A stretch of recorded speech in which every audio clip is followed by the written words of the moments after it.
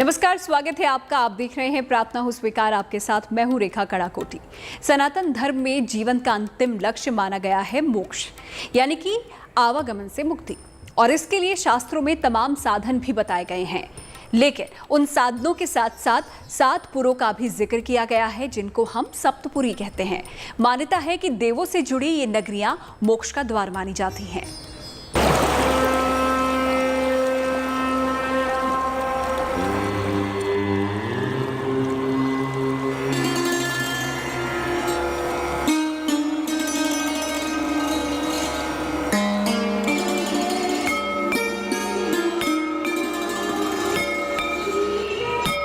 सरयू के तट पर बसी नगरी अयोध्या।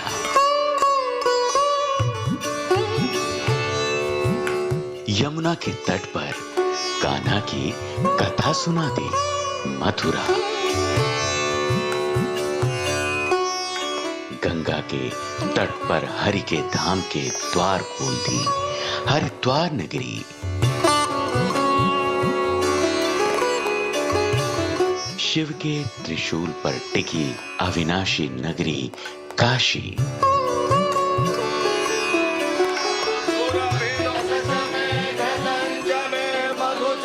शिप्रा के तट पर महाकाल की शोभा बढ़ाती उज्जैन नगरी।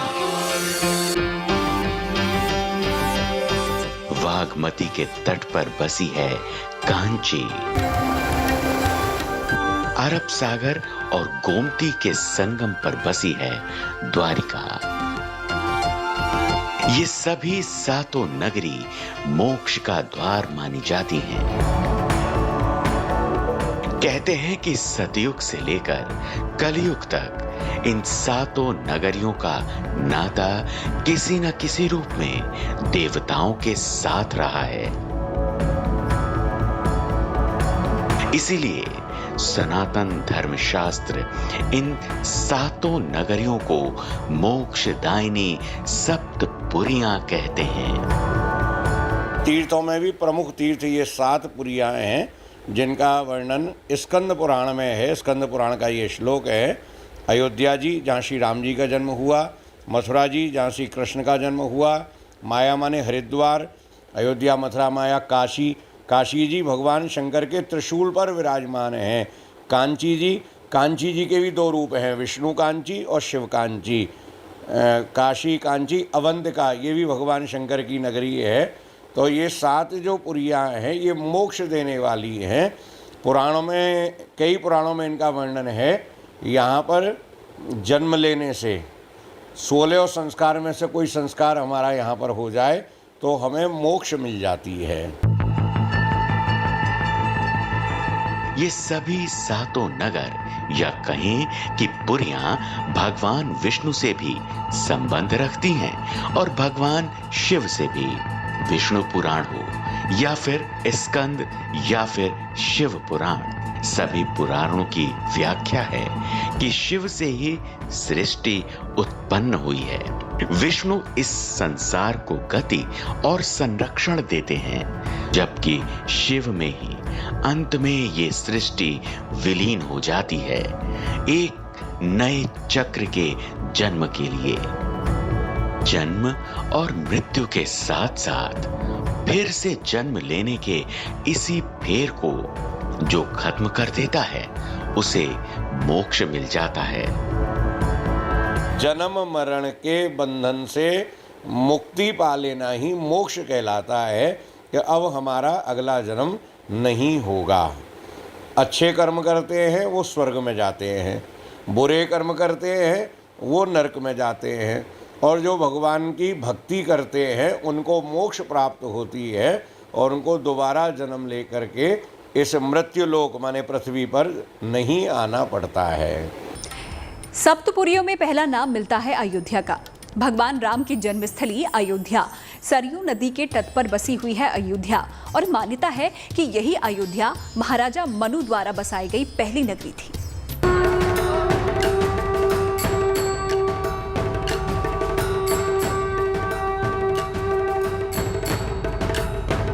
उत्तर भारत की प्रमुख आध्यात्मिक नगरी है अयोध्या। जो भगवान विष्णु के त्रेतायुगी अवतार भगवान राम को समर्पित है।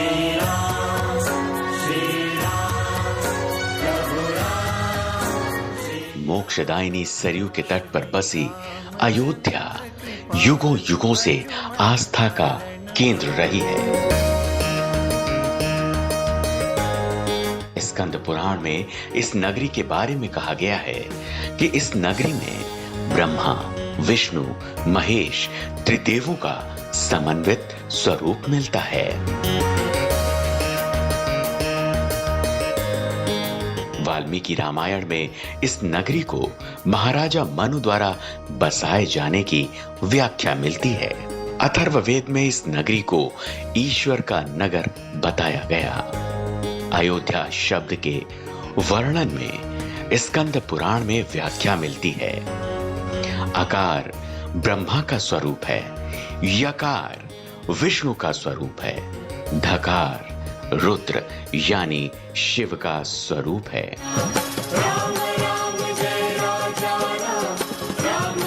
अयोध्या का एक नाम साकेत भी है। कहते हैं ये नगरी भगवान विष्णु के चक्र पर स्थित है। सरयू के किनारे त्रेता युग में इक्ष्वाक वंश में भगवान राम ने इस नगरी में अवतार लेकर इसे युगों युगों के लिए धन्य कर दिया। भगवान राम जी जब वन में गए तो मिट्टी ले गए, तो श्री लक्ष्मण जी ने पूछा ये क्या है? बोले मेरी मातृभूमि की मिट्टी है। जननी जन्मभूमिश्च स्वर्गादपि गरीयसी। हे लक्ष्मण, ये मेरी मातृभूमि अयोध्या मुझे स्वर्ग से भी ज़्यादा प्यारी है। उपनिषद का मानना है ऋते ज्ञानान्न मुक्ति। इसका अर्थ है कि हमें सत्यता का ज्ञान हो जाए, क्या अच्छा है, क्या बुरा है, क्या करना चाहिए, क्या नहीं करना चाहिए। हमें भगवान के बारे में ज्ञान हो जाए, हमें इस जगत के बारे में ज्ञान हो जाए। यही ज्ञान हो जाना मुक्ति कहलाता है। अयोध्या में भगवान राम का जन्म हुआ, जहां अब विशाल भव्य मंदिर का निर्माण हो रहा है। भगवान राम मां सीता को स्वयंवर में वरण करके अयोध्या ही लेकर आए थे। कहते हैं कि अयोध्या में ही मोह दिखाई में मां सीता को कनक भवन दिया गया था, जो सोने की तरह चमकता था। लंका में रावण का विनाश कर भगवान राम पुष्पक विमान पर बैठकर अयोध्या वापस आए थे। उस दिन पूरी अयोध्या नगरी को दीपों से प्रज्वलित कर दीपावली मनाई गई थी। जहां राम रहें वहां परम भक्त हनुमान न हो, ऐसा हो ही नहीं सकता। इसीलिए अयोध्या में ही हनुमानगढ़ी में भगवान हनुमान के दर्शन भी होते हैं। अयोध्या यूं तो सदैव किसी न किसी आयोजन में व्यस्त रहती है, लेकिन श्री राम नवमी, श्री जानकी नवमी, गुरु पूर्णिमा, सावन झूला, कार्तिक परिक्रमा, श्री राम विवाहोत्सव जैसे उत्सव यहाँ प्रमुखता से मनाए जाते रहे हैं। अयोध्या को तृप्त कर सरयू आगे मां गंगा में विलीन हो जाती है। उसी गंगा में जिसपे मिलकर मां यमुना प्रयागराज को तीर्थराज बना देती है। मां यमुना ही मथुरा को सप्तपुरियों में एक बनाती है, जिससे ये धाम मोक्ष नगरी बन जाता है।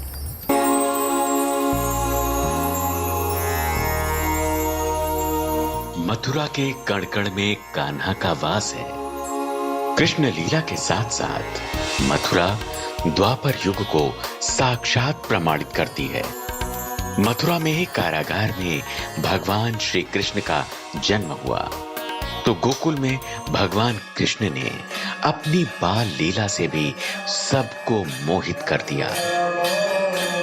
गोपियों और राधा के साथ रास लीला कर भक्ति के प्रेम मार्ग को सशक्त किया। मथुरा में कंस का वध कर असत्य पर सत्य की जीत की प्रेरणा दी। पूरी मथुरा नगरी में आज भी द्वापर युगीन परंपरा देखने को मिलती है। अनेक ऋषियों ने आकर के यहाँ पर तपस्या करी है।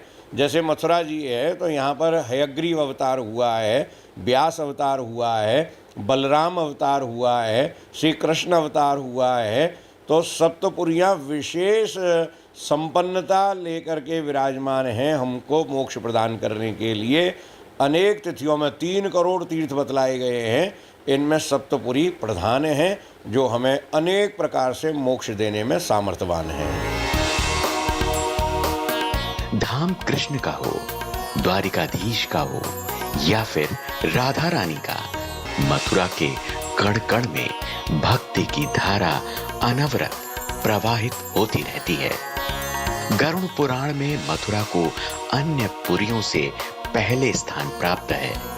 पद्म पुराण में मथुरा का महत्व सर्वोपरि मानते हुए कहा गया कि ये पुरी देवताओं के लिए भी दुर्लभ है। गर्ग संहिता में कहा गया कि पुरियों की रानी कृष्णापुरी मथुरा ब्रिजेश्वरी है, तीर्थेश्वरी है, यज्ञ तपोनिधियों की ईश्वरी है। ये मोक्ष प्रदायिनी धर्मपुरी मथुरा नमस्कार योग्य है। सरयू या फिर यमुना, दोनों ही नदियां मां गंगा में विलीन होकर अपनी यात्रा का अंत करती हैं। लेकिन एक कहानी शुरू होती है गंगा के किनारे बसे हरिद्वार से। हरिद्वार जिसे भगवान के घर यानी कि हरि के द्वार का प्रवेश माना जाता है।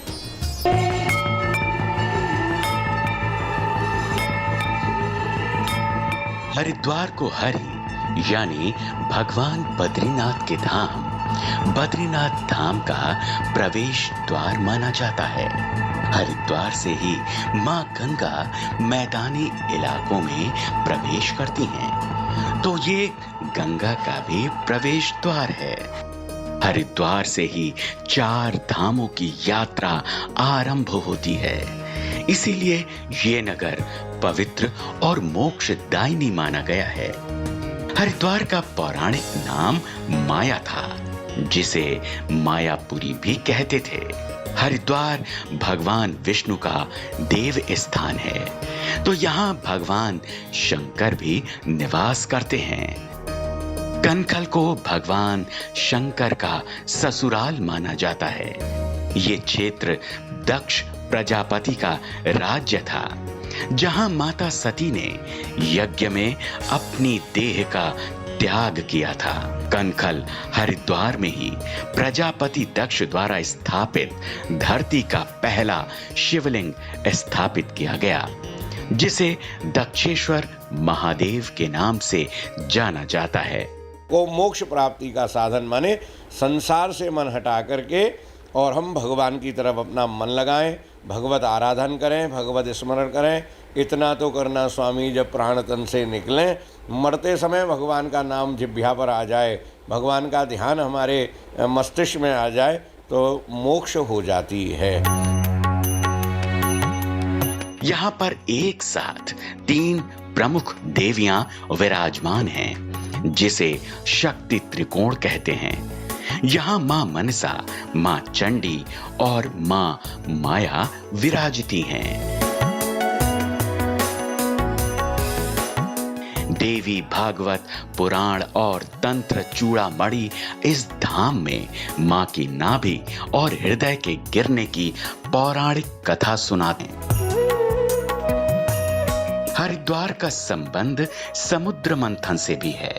मान्यता है कि समुद्र मंथन में इस क्षेत्र में भी अमृत की एक बूंद गिरी थी, जिस कारण से यहाँ भी हर 12 साल में महाकुंभ मेला लगने की परंपरा सदियों से निभाई जाती रही है। भगवान शिव की नगरी काशी को भी सप्तपुरियों में से एक माना गया है। मान्यता है कि यहाँ पर भगवान शंकर स्वयं प्राण त्यागने वालों को तारक मंत्र देते हैं और इसीलिए इस नगरी को मोक्ष नगरी कहा जाता है।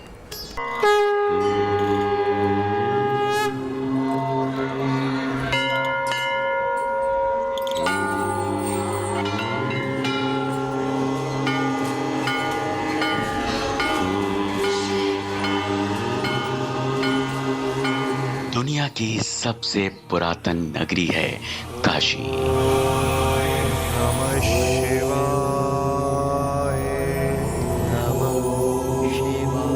जहां भगवान शंकर विश्वनाथ स्वरूप में विराजमान रहते हैं।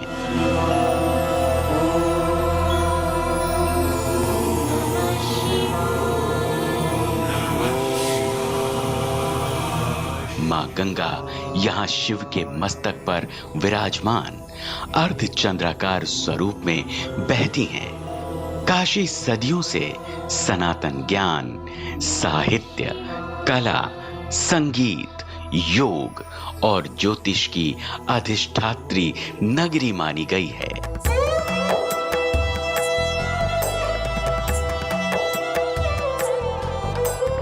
कहते हैं कि भगवान शंकर इस नगरी के संस्थापक हैं, संचालक हैं। इसीलिए इस नगरी में वो खुद ही तारक मंत्र देकर मोक्ष प्रदान करते हैं।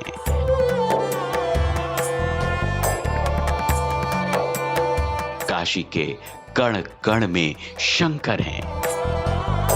इसीलिए यहां शिव ज्योतिर्लिंग स्वरूप में विराजमान हैं। शिव के साथ मां शक्ति, यहां मां अन्नपूर्णा और मां विशालाक्षी स्वरूप में दर्शन देती हैं।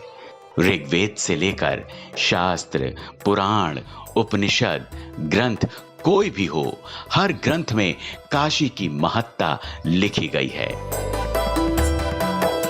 काशी में ही भगवान शंकर की प्रेरणा से ही महाकवि तुलसीदास ने रामचरितमानस की रचना की थी। काशी सनातन धर्म की आत्मा है, इसीलिए सदियों से लोगों की काशी पर आस्था रही है। वो आस्था आज तक ये कहती है कि ये नगरी साक्षात मोक्ष नगरी है। यहाँ प्राण त्याग कर सीधे कैलाश धाम में स्थान पाया जा सकता है।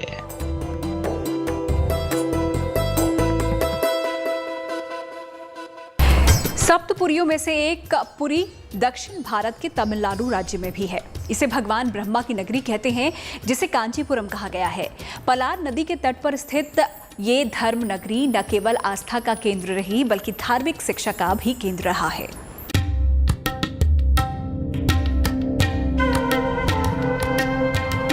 कांचीपुरम एक तमिल शब्द है जो दो शब्दों कांची और पुरम से मिलकर बना है, जिसमें कांची का अर्थ है ब्रह्मा और पुरम का अर्थ है आवासीय स्थान, यानी ब्रह्मा को पूजने वाला पवित्र स्थान जो वेगावती नदी के तट पर स्थित है। मान्यता है कि इस क्षेत्र में प्राचीन काल से ब्रह्मा जी ने देवी के दर्शन के लिए तप किया था। इसीलिए ऐसा माना जाता है कि जो भी यहाँ जाता है उसे आंतरिक आनंद के साथ साथ मोक्ष की प्राप्ति भी होती है। कांचीपुरम के कामाक्षी मंदिर की मान्यता शक्ति पीठ के स्वरूप में होती है।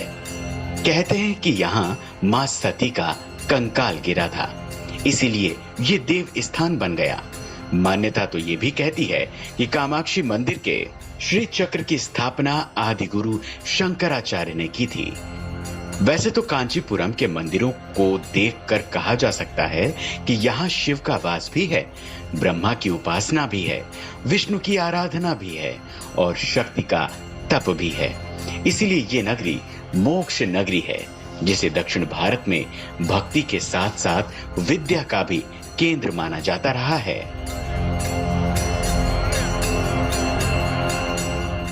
शिप्रा के तट पर बसी भगवान महाकाल की नगरी उज्जैन को भी सतपुरियों में एक माना गया है। मान्यता है कि इस धाम में जो भी भगवान महाकाल, भगवान भैरव और मां हर सिद्धि के दर्शन करता है, उसके सारे पाप कट जाते हैं और वो मोक्ष का भागी बन जाता है।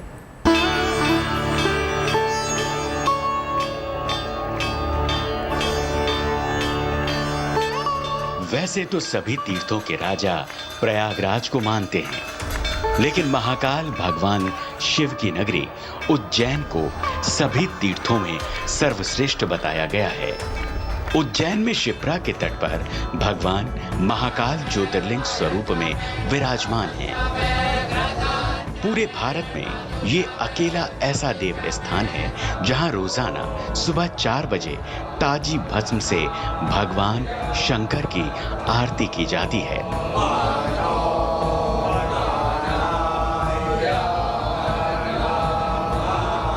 उज्जैन में भगवान शंकर के साथ साथ मां सती के दो शक्तिपीठ स्थापित हैं। गढ़कालिका में माता रानी के होंठ गिरे थे, तो हर सिद्धि में मां की कोहनी गिरने की मान्यता है। शक्तिपीठ के साथ साथ इस धाम में भगवान भैरव भी विराजते हैं। उज्जैन में बाबा भैरव के दरबार में बटुक भैरव के दर्शन और पूजन की परंपरा है। उज्जैन इसलिए भी सप्तपुरियों में शामिल है क्योंकि मान्यता है कि इस धरा पर भी समुद्र मंथन से निकले अमृत की बूंद गिरी थी।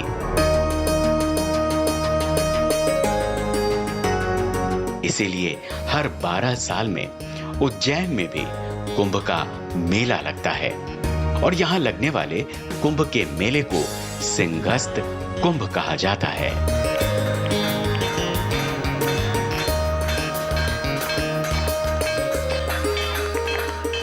विष्णु पुराण और हरिवंश पुराण में द्वारका को केशव की नगरी कहा गया है, जो हिंदुओं के पवित्र 4 धामों में से एक है। मान्यता है कि मोक्षदायिनी द्वारका को माधव ने अपनी राजधानी बनाया था, जहां जाकर प्राणी जन्म जन्मांतर के बंधनों से मुक्त हो जाता है।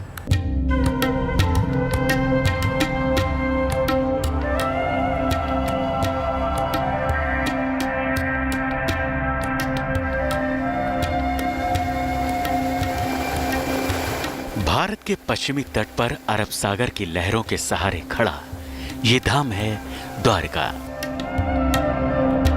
गोमती नदी और अरब सागर के संगम पर बसी विश्वास और आस्था को जोड़ती नगरी द्वारका।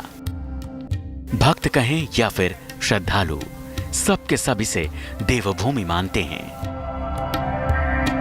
4 धामों में से एक, सप्तपुरियों में से एक। हिंदू धर्म ग्रंथों के अनुसार इन सप्तपुरियों का भगवान से कोई ना कोई संबंध रहा है और आज भी यहां उनका तेज महसूस होता है। लेकिन द्वारका तो इन ग्रंथों में मोक्ष का द्वार मानी गई है, जिसे श्री कृष्ण ने बसाया है। एक ये भी प्रतीक माना गया है कि जहाँ जहाँ सत्यता रहती है, जहाँ जहाँ धर्म रहता है, वहीं वहीं कृष्ण है, और जहाँ जहाँ कृष्ण है वहीं धर्म रहता है। तो पांडव जो थे वो धर्म के प्रतीक थे और कौरव अधर्म के प्रतीक बताए गए थे। और धर्म के और अधर्म के जो इस युद्ध, महाभारत के नामक जो युद्ध हुआ राजगद्दी के लिए, उसमें भगवान कृष्ण ने पांडवों का साथ दिया था और पांडवों को अंत में विजय दिलवाई थी। कहते हैं कि कंस वध के बाद कंस के ससुर जरासंध ने 18 बार मथुरा पर आक्रमण किया, जिस कारण से कृष्ण ने अपनी प्रजा के साथ साथ अरब सागर के किनारे द्वारिका की नगरी बसाई। श्री कृष्ण की यही कहानी पूर्वी भारत को पश्चिमी भारत से जोड़ती है। कहते हैं कि द्वारिका बसाने के लिए कृष्ण ने समुद्र देव से जमीन ली और देवताओं के आर्किटेक्ट विश्वकर्मा से रातों रात इस नगरी का निर्माण करवाया। द्वारिकाधीश मंदिर का इतिहास पौराणिक है, जिसे जगत मंदिर और त्रिलोक सुंदर भी कहते हैं। 8वीं शताब्दी में इस मंदिर को आदि गुरु शंकराचार्य ने बनवाया था, जिसे 14वीं शताब्दी में राजपूतों ने संवारा। ग्रेनाइट और सैंड स्टोन से नागरा शैली में बना यह मंदिर 5 तलों वाला है, जिसका शिखर करीब करीब 37.83 मीटर ऊंचा है। 4 बजे भोर में मंगला आरती से द्वारिका की दिनचर्या शुरू हो जाती है और रात्रि में शयन आरती से खत्म होती है। द्वारका में भगवान कृष्ण को वृंदा यानी तुलसी की माला चढ़ाई जाती है और तुलसी का ही भोग लगाया जाता है। लेकिन द्वारका धाम की जो सबसे बड़ी विशेषता है, वो द्वारका की सीमा में दाखिल होते ही दूर से दिख जाती है। वो है द्वारका धाम में मंदिर के शिखर पर लहराता 52 गज का ये ध्वज पताका। मान्यता है कि द्वारिकाधीश की ये ध्वजा कामना पूर्ति का परिचायक है, इसीलिए ध्वजा चढ़ाने के लिए देश के कोने कोने से कृष्ण भक्त यहाँ द्वारिका आते हैं। दिन में कई बार मन्नतों का ये ध्वज बदला जाता है, लेकिन द्वारका की आस्था तो यही कहती है कि यहाँ ध्वज का रंग भले ही बदले, लेकिन इस पर बने चांद और सूरज नहीं बदलते हैं। मानना है कि जब तक ये सूरज और चांद रहेंगे तब तक कृष्ण रहेंगे और रहेगी इनके प्रति लोगों की श्रद्धा अनंत अटूट। Bureau report, good news today. तो ये थी सतपुरियों पर आज की हमारी खास पेशकश। इसी के साथ प्रार्थना हो स्वीकार में आज के लिए फिलहाल इतना ही, लेकिन अच्छी खबरों के लिए आप देखते रहिए गुड न्यूज टुडे।